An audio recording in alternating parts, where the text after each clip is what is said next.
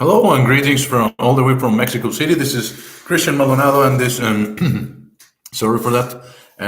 This is the first attempt to have a summary of the Mexican president Andrés Manuel López Obrador, or AMLO, um, on his morning um, exercise to communicate with the press conference every day, and we will be trying to transmit every day to have a summary of the news of the day directly from Mexico. We're in Mexico City, and today we're going to go back to the morning conference.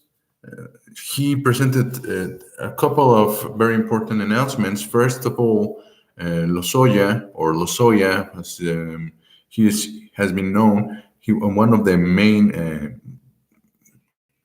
criminals probably here in Mexico, one of the top criminals here in Mexico. He was the director of the National Petroleum Company, the national oil company PEMEX, and he defrauded the company for at least 10,000 million pesos, which is about $500 million, which would be the lowest sum. Some people are assuming it could be as big as $2,000 million, $2 billion. So it's quite a huge sum of money, and it's very important that he comes to Mexico. He was captured in Spain, probably delivered by the Russian government. Some article writers reporting him living in a part of Russia protected by the Russian mafia, and with the visit of the Secretary of Public Affairs of International Affairs, Sergei Lavrov, to Mexico. Last week, there has been said that he was a gift. Actually, was predicted like he would be Lozoya would be a gift from Russia to Mexico in exchange for some unnamed favors. In any case, those are of course speculations, but the real fact is that Lozoya was captured in Spain, in Malaga, Spain, and Mexican government will be starting an extradition trial to bring him to Mexico. Also, Andrés Manuel López Obrador, the Mexican president, AMLO, also known, aka AMLO. Sorry, I'm a little bit groggy right now. In any case, AMLO said that it is important for him or for the government to recover the money that Lozoya stole. If it would be like $2 billion, would be a very large amount, which would be used through this new Instituto para devolverle al pueblo lo robado, which would be the institute to return to the people what was stolen. Actually, that's the name of the institute, which is very, very self-explanatory in itself. So the idea is that if Lozoya wants to have better terms with justice to repair the damage before he starts the trial, he can do it by returning the money and pointing towards the people who has the money and can return it to. So this would be a very important thing for the Mexican government. If he's willing to cooperate, he would have, of course, better conditions when he goes into trial. Likewise, in many, he could point also to other people that could have money and who could have participated in this fraudulent scam that was it was related with some fertilizer plant that was bought for 10 times the price. It was supposed to be worthy 1,000 million pesos, a billion pesos. Yes, a billion pesos, which would be, of course, like $50 million, and it was, but for 10 times that, like $500 million, and with an overprice. And also, they took a credit to repair the fertilizer plant, which was never applied. So they say, well, and the credit was also like $500 million, so it could be like $1 billion just from those two credits, and a lot of money that went from Pemex to political campaigns and other stuff. But in total, approximately $2 billion, which is So for Mexican economy or for the Mexican government would be a huge amount of money. That would be put directly through this institute into specific works for the people, which would in the past have been like building roads, building schools, repairing hospitals, stuff like that. In any case, the second announcement was made, or the second part of the conference was devoted to migration issues. The Marcelo Ebrard, the Secretary of External Affairs, of International Affairs from Mexico, he explained that there has been the Mexican National Guard, which is kind of a mixture of police and army. Army is like an army devoted to preserve public peace.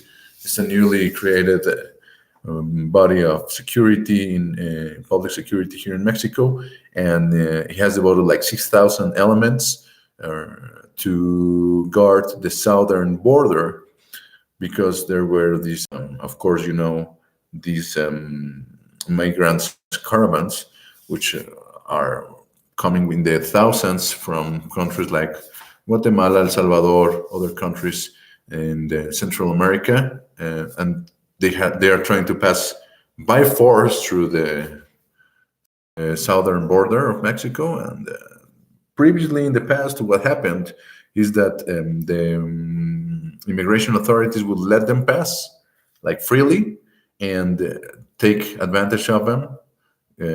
As soon as when they were like, let's say 100 200 kilometers into Mexican territory, they would be captured and kept in cages until they gave out all their money. Have actually seen it pass or happen when I've been traveling through the south of Mexico in buses. The military would come, or immigration officers would come into the bus and start asking for IDs, pulling the people that didn't have IDs or that didn't look Mexican, and put them in cages, horrible cages like the ones that are being used to hold the immigrants in the United States, like very, very packed, built very poorly with very few services. And they would be left there for a few hours, and then somebody would collect money from them and let them on their merry way, of course, after paying the hefty fee about all their money they had. And if they didn't have enough money, they would be kept in the cages and then put back into their countries, or at least kicked back to Guatemala in any case. So that's what happened in the past. Nowadays, the new policies have included having a more humanitarian, a more humane way of treating the people. They have these large refuges where they can stay, and they are being told their rights when they come to Mexico. They have right to asylum. They are giving legal counseling, and also they're being told, okay, you can stay in Mexico. You have to, in order to stay in Mexico, you have to register your entrance, have this special ID that we're going to give you, free of charge, and you can roam the country as long as you state your intentions clearly. And if your intention is to go to the United States and to cross over to the United States, we're going to tell you that there are processes there that will make it very, very hard for you to do it legally anyway. And also, you cannot ask for asylum in the United States. You have to ask it from your country of residence or from Guatemala, which is nowadays the third safe country. The status that Mexico didn't accept to have back in 2019 when the negotiations about these issues were made. So, starting with Donald Trump's threat to add tariffs to Mexican products, progressive tariffs from 5, 10, 15, 20, 25%. This National Guard deployment started like a part of the negotiation, and also has been actually very, very, very successful. These migrant caravans that were massive and were growing every month for the last year, probably from 2018, half 2018 to half 2019. They were virtually stopped. Migration levels went down. Caravans are less and less frequent. People is trying to travel on their own, and many of them, as soon as they arrive to Mexico, they are told their rights and what to expect if you're trying to go to the United States, and then they themselves decide to have the assisted return to their countries. And some of them decide to stay and work in Mexico because probably their countries have very, very precarious conditions. And yes, that's about it. There is a very, very thorough policy which also tries to deliver progress to other countries. For example, Mexico is spending $100 million on El Salvador, Guatemala, and I forgot the name of this other country right at the moment, but it's very important that during the negotiations that happened last year with the tariffs and stuff like that, the American government committed with $5 billion for the region, which is a hefty amount. Hefty some of you as me, it would be 1,000 for the south of Mexico and 4,000 for the rest of the upper Central American countries to promote development and help people stay in their countries, not having to migrate. Most Latin people are very, very fond of their families and they don't want to migrate. They are very fond of their land. So very, very sentimental people, which is for whom it's very hard to leave their family behind.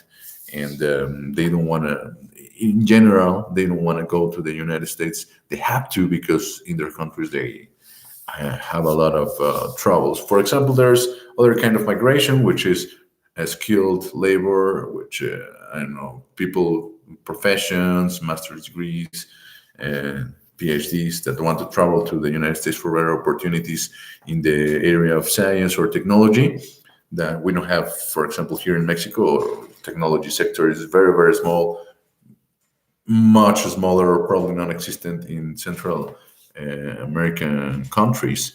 But this kind of migration is very small. There's people also who wants to go to the United States. There's an amount of people that says, "Oh, I want to go and try and live the American dream," and they try to migrate legally. Other people, but most of the people just travels to the United States because we are in despair here in Mexico.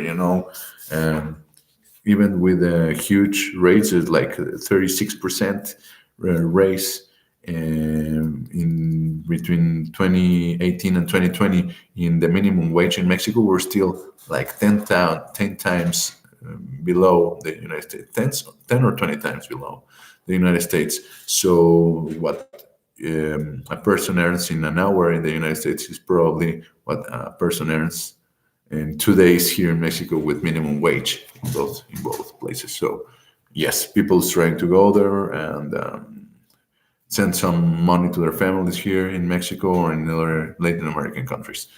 In any case, this is the issues for today.